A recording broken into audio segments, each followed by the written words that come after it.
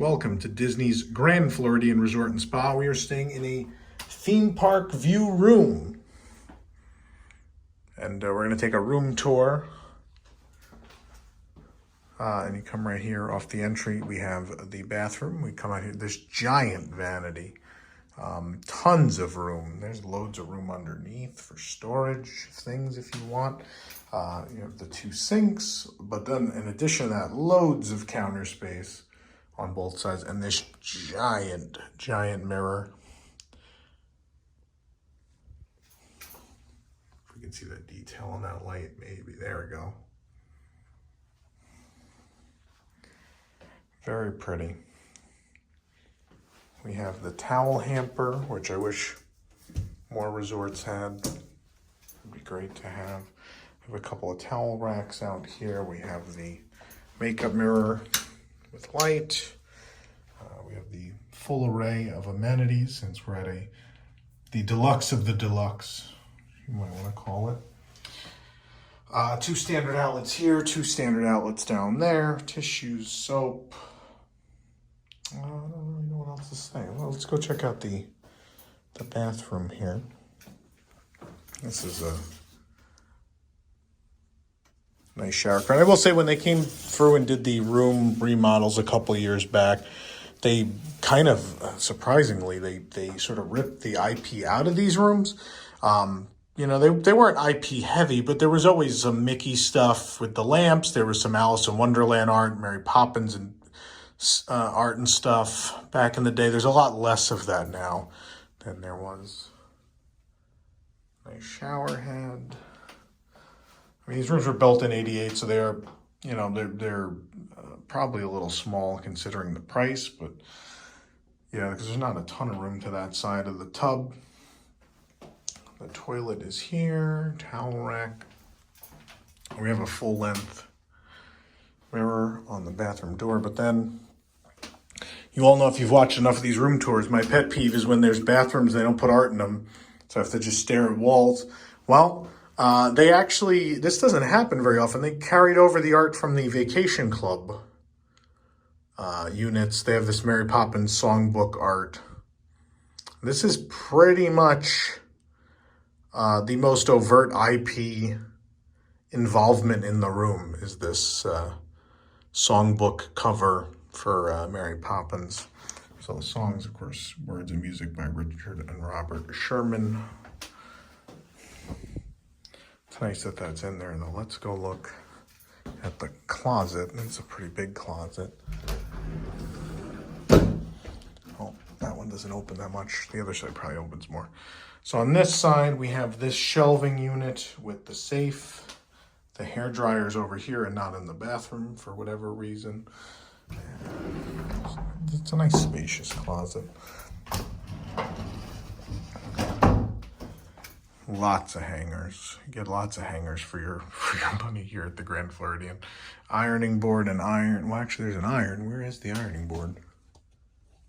Oh, I'm sorry. I'm losing it today. Ironing board's right below it. Luggage rack, extra pillows and such. Here's your entry. Not a lot of space in the entry, but it's a nice spacious. I like how much room you have for the vanity, though. Good amount of space. Then we come into the bedroom,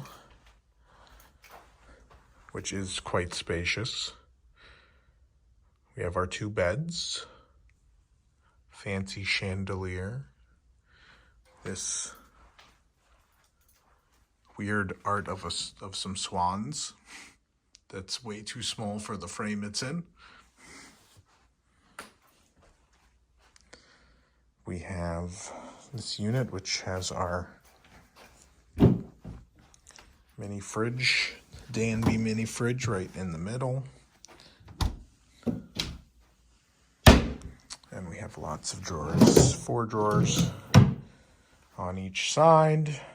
And up here we have outlets, 2 USB, 2 standard on each side of this unit.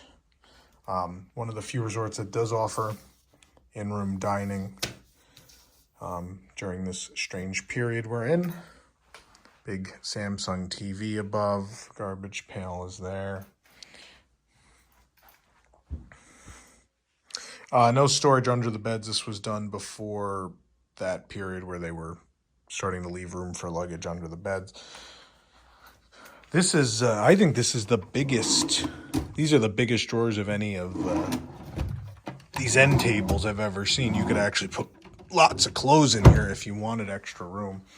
Then up here you have this clock, radio, iPod. Is it a dock? No, it's not a dock. It's actually just a strange JBL alarm clock unit with the largest... You still call that an AC adapter? I don't even know. I've ever seen. So, but up here you do have two more USB, and that one plug that's being used by this clock you could probably just unplug because no one actually uses alarm clocks anymore. I think these, I'll turn the lights above the bed on. So you have independent switches for both of those. I'd like a couple more outlets here, but again, this was probably just before they decided everyone needed like 8 USB outlets each. There are 2 standard outlets next to this bed. You can see where they've carved out the space for these more modern temperature controls, opposed to the old ones that used to be here. It's better than Boardwalk, where they still have them somehow, some way. All right, over here at the desk, we have a Keurig. We have our ice bucket and cups. We have a lamp. Put this lamp light on. Mirror. There are 2 more USB up there. Again, usually you'd want more than that now. We have this cool Mickey chair. Pull this out because we do have the rolling. We have a rolling table here. If you want to work at that, because a lot of space is taken by the coffee. I'm surprised they didn't put a coffee station in here, but I guess they kind of ran out of room. So no separate coffee station. It's just over at this corner on this desk unit. I guess use this as the desk and this is the coffee station then. It just seems weird compared to the way other rooms are set up. We have a sofa, this fancy mirror, which we can turn on with that. This is quite the sofa. I assume this opens? I don't remember. No, this one doesn't. I'm so used to being in these rooms where everything converts. Maybe it does. Maybe I'm right. No, this feels very solid. I'm just so used to staying in rooms lately where this converts into something that I'm amazed when it doesn't. Or am I wrong? No, I'm right, I think. I'm not certain. There's a bed in here. How do you open this one? Oh, I got it. It is one of those. Okay. I was like, the cushion doesn't come out, but I swear this is one of those rooms where they did the single sofa sleeper. And you can pull that, right? Yeah. So yeah, it's one of those with the one that'll fit one person when you pull it down. It doesn't look very inviting with those high sides, but yeah, that's a thing. So it is one of those. Or Contemporary has one of these too. All right, but let's look why we're really here. Is for the view.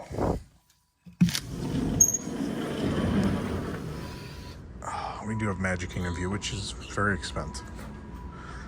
So out here we have, as you would expect, a table and 2 chairs. And then we do have this view.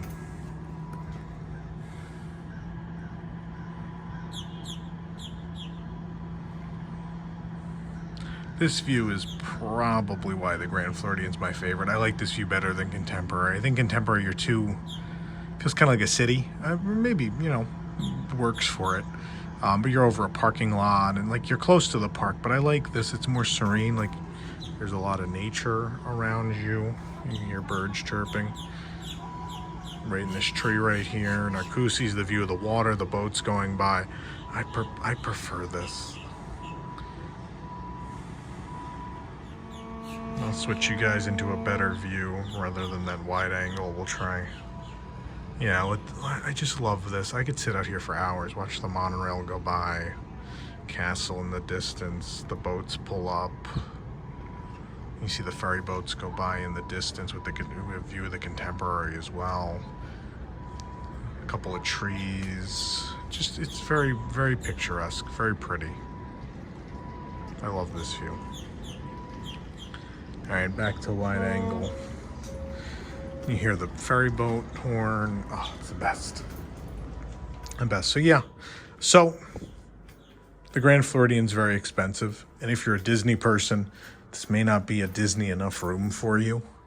Honestly, I preferred these rooms when I was a kid. I was at enough Disney. They were colorful.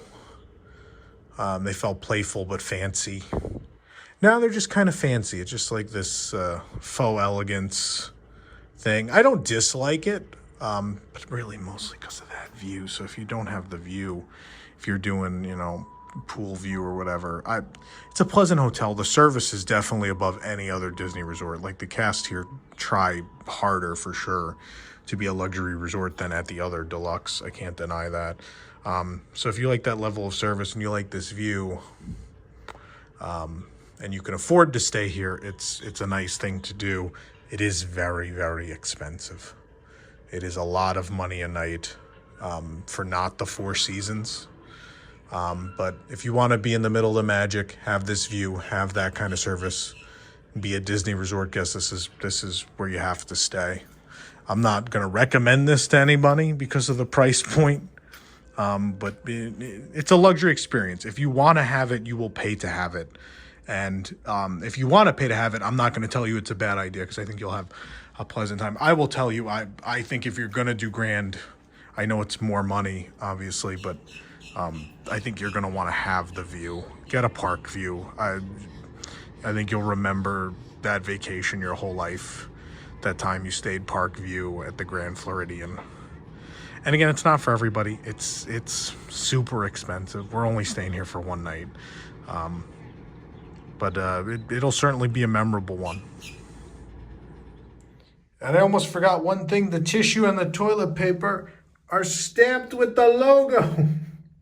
That's what you're paying all this money for, the stamp.